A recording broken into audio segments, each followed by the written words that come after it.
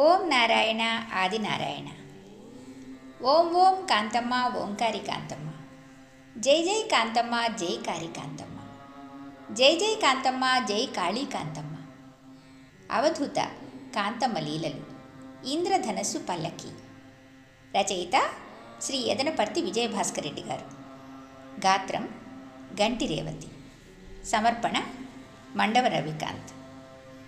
102వ భాగము. నిన్నటి భాగంలో గుండాల లలితమ్మ గారికి కాంతమ్మ తల్లితో కలిగిన అనుభవాలను మనం మొదలుపెట్టాం. ఈరోజు లలితమ్మ గారి జీవితంలో జరిగిన మరికొన్ని అద్భుతమైన అనుభవాలను తెలుసుకుందాం. తన బావకుమారుడు మురళి, రజిత, లలితమ్మ ముగ్గురు ప్రతివారం క్రమం తప్పక డేగపుడికి వస్తుండేవారు. ఒక్కొక్కసారి అమ్మను చూడాలని డేగపుడికి వస్తే అమ్మవారు డేగపుడిలో ఉండేవారు కాదు. భీమవరం, మల్లాం, గొల్లపల్లి, కోట, ఉత్తమ నెల్లూరు, వెంకటగిరి, చీకబోలు మొదలగు గ్రామాల్లో ఉండేవారు. ఆమె ఎక్కడ ఉంటే అక్కడికి వెళ్ళి కాంతమ్మ తల్లిని చూస్తే గాని లలితమ్మకు మనసు కుదుట పడేది కాదు. వీరు ఎప్పుడెక్కడికి వెళ్ళినా కారులోనే వెళ్ళేవారు. సుకుమారంగా, శ్రమ తెలియని విధంగా పెరిగారు లలితమ్మ. ఒకసారి నెల్లూరు నుండి డేగపుడికి కాలినడకన బయలుదేరి కాంతమ్మ తల్లిని దర్శనం చేసుకోవాలి అని కోరిక కలిగింది లలితమ్మకు. ఈ విషయం నందగోపాల్ రెడ్డికి చెబితే కోపగిస్తారని, నడిచి వెళ్ళడానికి అంగీకరించారని భావించింది లలితమ్మ. ఒకరోజు తనకు కొడుకు వరసైన మురళిని, మరొక భక్తుడు, లలితమ్మ ముగ్గురు కలిసి కాలినడకతో డేగపుడికి బయలుదేరారు. సుకుమారంగా పెరిగిన లలితమ్మ నీడలో, ఏసీలలో విలాసవంతంగా జీవనం సాగిస్తున్న లలితమ్మ మండిపోయే ఎండలో ఆ రోడ్డులో 50 కిలోమీటర్లు నడవటం మాటలా? పొదలకూరునకు 3 కిలోమీటర్ల దూరం వెళ్ళేసరికి లలితమ్మకు 2 కాళ్ళు పట్టుకున్నాయి. అడుగు వేయలేకపోతున్నారు. ఇక అక్కడి నుండి నడవలేనని లలితమ్మకు అర్థమైంది. నడవాలని తాపత్రయం, తన పట్టుదల సన్నగిల్లలేదు. అతి ప్రయాసతో పొదలకూరు చేరారు వారు ముగ్గురు కూడా. పిన్ని ఇక డేగపుడికి నడిచేది లేదు అని మురళి నిర్ణయించుకున్నాడు. లలితమ్మ కాళ్ళు పట్టుకుని పోయి శరీరం కొద్దిగా పట్టు తప్పింది. కానీ తన హృదయంలో మాత్రం అవధూత కాంతమ్మ తల్లిపై ప్రగాఢ విశ్వాసం, తన దీక్ష ఇంకా పట్టు తప్పలేదు. ఇంత దూరం వచ్చాక ప్రాణం పోయినా పర్వాలేదు, డేగపుడి చేరాలి, ఆగేది లేదు. కాంతమ్మ తల్లిని చూడాలి, అదే ఆమె కోరిక, అదే తన ధ్యేయం. సర్వజగజ్జనని నా తల్లి ఆశీస్సులు నాపై మెండుగా ఉంటే డేగపుడి చేరతాను, నా తల్లిని చూస్తాను, ఇదే నా ధ్యేయం, ఇదే నా ప్రగాఢ విశ్వాసం అని మనసులో అనుకుంది. మరలా ముగ్గురు అడుగులో అడుగు వేసుకుంటూ మెల్లగా, అతి మెల్లగా నడక ప్రారంభించారు. పాదాలు బొబ్బలెక్కాయి, కాళ్ళు వాచిపోయాయి. ఒక భక్తురాలికి ఇంతటి కఠోరమైన దీక్ష ఉంటే కాంతమ్మ తల్లిది కరుణారస హృదయం కదా. ఏ భక్తులైనా అమ్మా అని పిలిస్తే ఆ పిలుపునకే పులకరించిపోయి పరుగున వచ్చే కాంతమ్మ తల్లికి ఈ భక్తురాలి లలితమ్మ ఆవేదన అర్థం కాలేదా? ఇది మామూలు విషయం కాదు కదా. ఇది ఆదిశక్తి అవతారమనే కాంతమ్మ తల్లికి ఒక భక్తురాలికి మధ్య నిజంగా పరీక్షే. తల్లికి బిడ్డకి ఈ పరీక్ష. ఎంతటి వారినైనా బుజ్జాయి బుజ్జాయి అనే తలంపుతో తల్లి దీవెనలు ఇస్తుందే కానీ ఇలాంటి పరీక్షలు ఎవరికీ పెట్టదే. మరి ఏమిటి పరీక్ష? ఎందుకు ఈ పరీక్ష?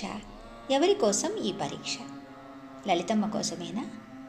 కాదండోయ్, ఇది పరీక్ష కాదు. డేగపుడి ఓంకారాశ్రమానికి వచ్చిన భక్తుల బాగోగులను సరిచేస్తున్న భక్త జన చింతామణి తన భక్తుల మధ్య కూర్చొని వారి బాధల్ని వింటూ, గుడ్డల్ని చింపుతూ, గ్రహాల్ని బంధిస్తున్న కాంతమ్మ తల్లికి సర్వము ఎరుకయే కదా. లేగదూడ ఇంటి దగ్గర పాలకై పరితపిస్తుంటే పొలము నుండి పరుగులెత్తి తన దూడ దగ్గరకు వస్తున్న ఆవులాగా ఒక్కసారిగా అమ్మ పైకి లేచింది. రేయ్ బుడ్డోడా అని మణిని పిలిచింది. మణి భుజం పట్టుకొని డేగపుడి నుండి ఇనుకుర్తి వైపు బిరబిరా తను నడవసాగింది. ఈ తతంగాన్నంతా సుబ్బారెడ్డి స్వామి కూడా గమనిస్తున్నారు. అమ్మ ప్రవర్తన చూస్తున్న అక్కడున్న భక్తులకు ఎవరికీ ఏమీ అర్థం కాలేదు. వెంటనే అక్కడ ఉన్న భక్తులందరూ కూడా అమ్మను అనుసరించి అమ్మ వెనక నడుస్తున్నారు. అమ్మ మణి భుజంపై చేయి వేసి నడి రోడ్డుపై ముందు నడుస్తుంటే సుబ్బారెడ్డి స్వామితో సహా భక్తజన సమూహం అంతా కూడా ఆమె వెంట బయలుదేరి ఇనుకుర్తి వైపు నడుస్తుంటే దారిన చూసేవారికి ఏమీ అర్థం కాక వారు కూడా ఈ భక్త సమూహంలో నడక సాగించారు. అది ఎలా ఉంది అంటే, తన దేవేరుతో ముచ్చటలాడుతూ శ్రీ మహావిష్ణువు గజేంద్రుని పిలుపునకు పైపంచెను కూడా వదిలివచ్చి గజేంద్రునికి ఎలా విముక్తి కలిగించాడో అలాగే అమ్మ కూడా లలితమ్మ పట్టుదల దీక్షకు కట్టుబడి తన ఎదురుగా వస్తున్న తన బిడ్డ లలితమ్మ కోసం రక్తసిక్త పాదాలతో కదల్లేక కదులుతున్న లలితమ్మను చూసి కాంతమ్మ తల్లి హృదయం తల్లడిల్లిపోయింది. ఆ రోడ్డు ప్రక్కనున్న వేప చెట్టు నీడయే వారికి ఓంకారాశ్రమంగా తలచి తన బిడ్డ లలితమ్మను తన ప్రక్కనే పడుకోబెట్టుకున్నది. లలితమ్మకు అంతటి బాధలో కూడా తన ఆనందానికి అవధులు దాటిపోయింది. అండపిండ బ్రహ్మాండం నేలే శివపార్వతీ స్వరూపమైన కాంతమ్మ తల్లి తన భక్తురాలు లలితమ్మ కొరకు డేగపూడి వీడి ఇనుకుర్తికి ఎదురు రావడమేమిటి అని తన అంతరాత్మ ఆనందాన్ని అందిస్తుంటే, తన హృదయం ముల్లోకాలు ఒక్కసారిగా తిరిగి ప్రదక్షిణలు చేసుకున్నట్లుగా అమ్మ తన ప్రక్కన పడుకోబెట్టుకొని తనను చిచ్చికొడుతుంటే, అమ్మ కాంతమ్మ తల్లి తన భక్తురాలి కోసం ఎదురు వచ్చి ఓదారుస్తుంటే, ఏమిటి ఈ సన్నివేశం? ఎంతటి వారికైనా అర్థమయ్యేనా? కాంతమ్మ తల్లికి తన భక్తులపై ఎంతటి మమకారమో, ఎంతటి ప్రేమానురాగాలు అమ్మలో ఉన్నాయో ఎవరికెరుక? అందుకే అమ్మ మాట కమ్మన, అమ్మ మనసు వెన్న, అమ్మ మనసు పిండారబోసిన వెన్నెల. అందుకే నేను నెలలు నిండని పసిపాప బోసినవు లాంటి మనసు అంటాను అమ్మది. ఇంతకంటే పోల్చగల సున్నితమైన మనస్సు ఏముంటుంది? సృష్టిలో, ఈ చరాచర జగత్సృష్టిలో అన్నీ దొరుకుతాయి, కానీ ఇలాంటి మనసున్న కాంతమ్మ దేవత లాంటి దేవత దొరకడం మహా కష్టం. లలితమ్మను ఓదార్చిన కాంతమ్మ తల్లి లలితమ్మను ఆ రాత్రి డేగపుడికి తీసుకువచ్చి అక్కడ తన ప్రక్కన పడుకోబెట్టుకొని లలితమ్మకు తన ఆశీర్వాదాలు నిండుగా మెండుగా అందించి పంపించారు. అది మొదలు లలితమ్మ అమ్మకు సేవలు చేస్తూనే ఈరోజు వరకు అమ్మ కాంతమ్మ తల్లి కార్యక్రమాలలో పాల్గొంటూ ఉంటారు. ఓం ఓం కాంతమ్మ, ఓంకారి కాంతమ్మ. అవధూత శ్రీ డేగపుడి కాంతమ్మ తల్లికి జై. భగవాన్ శ్రీ శ్రీ శ్రీ గొలగముడి వెంకయ్య స్వామి మహారాజుకి జై.